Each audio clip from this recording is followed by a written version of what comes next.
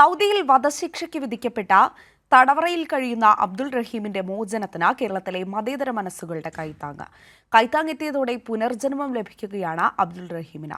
രാജ്യത്ത് വിദ്വേഷങ്ങൾ പടർത്തുകയും അത് പ്രചരിപ്പിക്കുകയും ചെയ്യുന്നവർക്കുള്ള മറുപടി കൂടിയാണ് കേരളം നൽകുന്നത്. വിവരങ്ങളുമായി ദുബായിൽ നിന്ന് ടി ജമാലുദ്ദീൻ ചേരുകയാണ്. Jamal, the real Kerala story എന്ന് തന്നെ നമുക്ക് വിളിക്കാം. വിദ്വേഷങ്ങൾ പ്രചരിപ്പിക്കുന്ന ഈ ഒരു കാലഘട്ടത്തിൽ ഒരിക്കൽ കൂടി പ്രതിസന്ധി കാലഘട്ടത്തിൽ മലയാളികൾ ഒന്നിച്ചു നിൽക്കുമെന്ന് തെളിയിച്ചിരിക്കുകയാണ് ഈ 34 കോടിയിലൂടെ. അഞ്ജന സൂചിപ്പിച്ചതുപോലെ തന്നെ പ്രവാസി മലയാളികളുടെ വലിയൊരു പങ്കാളിത്തം കാലങ്ങളായി കേരളം എപ്പോഴൊക്കെയോ പ്രതിസന്ധി നേരിടുന്ന സമയങ്ങളിലൊക്കെ തന്നെ പ്രവാസി മലയാളികളുടെ വലിയൊരു സഹായം, വലിയൊരു കൂട്ടായ്മയുടെ ഉണ്ടാകുന്ന ഒരു ഐക്യം, അതൊക്കെ തന്നെയാണ് അബ്ദുൾ റഹീമിന്റെ ഈ സഹായ പദ്ധതിയിലും കാണുന്നത്. നേരത്തെ നമ്മൾ കോവിഡ് കാലത്തും അതുപോലെ തന്നെ കേരളം പ്രളയ പ്രതിസന്ധിയിൽ അകപ്പെട്ടപ്പോഴും ഒക്കെ പ്രവാസി മലയാളികളുടെ ഒരു നന്മ, കരുണ തിരിച്ചറിഞ്ഞതാണ്.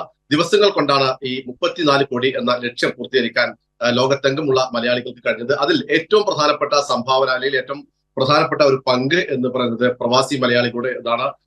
സൗദി അറേബ്യയിലെ റിയാദിലൊക്കെ തന്നെയും വിപുലമായ കോർഡിനേഷൻ കമ്മിറ്റി രൂപീകരിച്ച് ഇതിനു വേണ്ടിയുള്ള പ്രവർത്തനങ്ങൾ നടത്തിയിരുന്നു. പ്രധാനപ്പെട്ട സംഘടനകളായ നവോദയ, നവയുഗം, KMCC തുടങ്ങി 80ഓളം സംഘടനകൾ ചേർന്ന് ഒരു കോർഡിനേഷൻ കമ്മിറ്റിക്ക് രൂപം നൽകുകയും ഫണ്ട് കണ്ടെത്താനുള്ള പ്രവർത്തനങ്ങൾ നടക്കുകയും ചെയ്തിരുന്നു. നിരവധിയായ കൺവെൻഷനുകൾ, യോഗങ്ങളൊക്കെ തന്നെയും കഴിഞ്ഞ ദിവസങ്ങളിൽ വിളിച്ചു കൂട്ടിയിരുന്നു. ഇതിനൊക്കെ തന്നെ ഫലമായാണ് ഈ ഇത്രയും ഒരു തുക, ഇനി ഏതാനും ദിവസങ്ങൾ ബാക്കി നിൽക്കെ ഈ ഇത്രയും തുക സമാഹരിക്കാൻ കഴിഞ്ഞത്. തീർച്ചയായും പ്രവാസി മലയാളികളുടെ കൂട്ടായ്മയുടെ ഒരു വിജയം, അതോടൊപ്പം തന്നെ കേരളത്തോടുള്ള ഒരു താല്പര്യം, അതോടൊപ്പം തന്നെ മത സാമൂഹിക ഭേദമില്ലാതെ ഏത് മതം ഏത് ജാതി എന്നും ചിന്തിക്കാതെ പ്രവാസി മലയാളികൾ ഒറ്റക്കെട്ടായി ഈ റഹീമിന് വേണ്ടി നിന്നു. ഇതാണ് യഥാർത്ഥ റിയൽ കേരള സ്റ്റോറി എന്ന് പറയുന്നത്. നേരത്തെ സൂചിപ്പിച്ചതുപോലെ തന്നെ പ്രവാസി മലയാളികളുടെ വലിയൊരു പങ്ക് ഇക്കാര്യത്തിൽ ഉണ്ടായിട്ടുണ്ട്.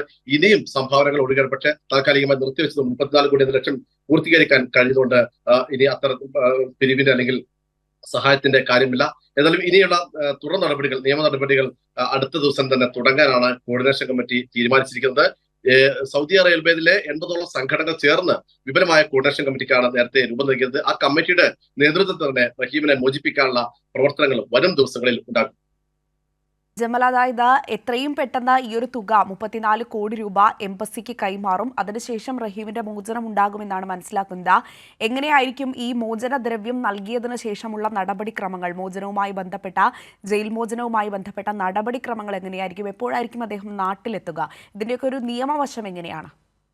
അഞ്ജന, ഇത് റിയാദിലെ സാമൂഹ്യ പ്രവർത്തകരുടെയും ഈ കോർഡിനേഷൻ കമ്മിറ്റിയും അതുപോലെ തന്നെ ഇന്ത്യൻ എംബസിയും ചേർന്നുള്ള ഒരു സംയുക്ത നടപടികളിലൂടെ മാത്രമാണ് റഹീമിന്റെ മോചനം സാധ്യമാകുക. ഇന്ത്യൻ എംബസി അക്കാര്യത്തിൽ വലിയ തോതിൽ തന്നെ സഹായം നൽകുന്നുണ്ട്. ഒപ്പം നേരത്തെ സൂചിപ്പിച്ച 80ഓളം സംഘടനകൾ, അത് വ്യത്യസ്ത മത രാഷ്ട്രീയ സംഘടനകളൊക്കെ തന്നെ ഒരു കോർഡിനേഷൻ കമ്മിറ്റിയാണ്. ആ കമ്മിറ്റിയുടെ നേതൃത്വത്തിൽ സാമൂഹ്യ പ്രവർത്തകർ, റിയാദിലെയും പരിസര പ്രദേശങ്ങളിലെയും സാമൂഹ്യ പ്രവർത്തകർ ഒറ്റക്കെട്ടായി ഇനിയുള്ള റഹീമിനെ മോചിപ്പിക്കാനുള്ള നടപടികൾക്ക് തുടക്കം കുറിക്കും.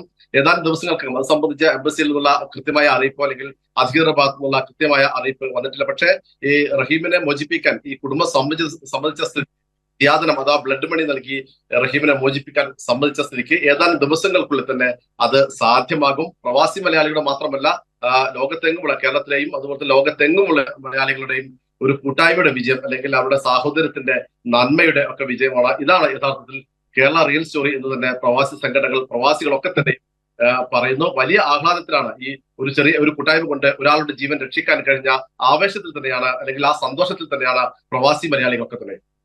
ശരി ജമാൽ, എന്ന വിവരങ്ങൾ നൽകിയത്. എന്തായാലും സൗദിയിൽ ജയിൽ മോചനം കാത്തു കഴിയുന്ന റഹീമിനു വേണ്ടി കൈകോർത്തിരിക്കുകയാണ് ലോകത്തുള്ള മലയാളികൾ. ഇത് തന്നെയാണ് യഥാർത്ഥ കേരള സ്റ്റോറി.